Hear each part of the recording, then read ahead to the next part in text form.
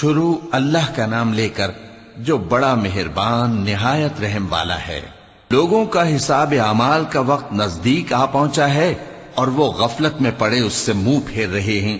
ان کے پاس کوئی نئی نصیحت ان کے پروردگار کی طرف سے نہیں آتی مگر وہ اسے کھیلتے ہوئے سنتے ہیں۔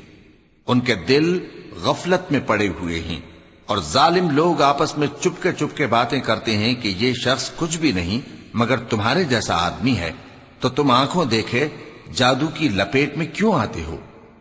پیغمبر صلی اللہ علیہ وآلہ وسلم نے کہا کہ جو بات آسمان اور زمین میں کہی جاتی ہے میرا پروردگار اسے جانتا ہے اور وہ سننے والا ہے، جاننے والا ہے۔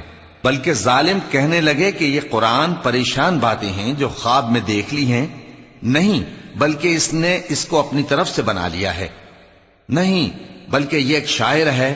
تو جیسے پہلے پیغمبر نشانیاں دے کر بھیجے گئے تھے اسی طرح یہ بھی ہمارے پاس کوئی نشانی لائے۔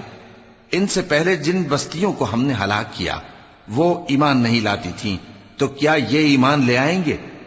اور ہم نے تم سے پہلے آدمی ہی پیغمبر بنا کر بھیجے جن کی طرف ہم وہی بھیجتے تھے۔ اگر تم نہیں جانتے تو جو یاد رکھتے ہیں ان سے پوچھ لو۔ اور ہم نے ان کے ایسے جسم نہیں بنائے تھے کہ کھانا نہ کھائیں اور نہ وہ ہمیشہ رہنے والے تھے۔ پھر ہم نے ان کے بارے میں اپنا وعدہ سچا کر دیا تو ان کو اور جس کو چاہا نجات دی اور حد سے نکل جانے والوں کو ہلاک کر دیا۔ ہم نے تمہاری طرف ایسی کتاب نازل کی ہے جس میں تمہارا تذکرہ ہے، کیا تم نہیں سمجھتے؟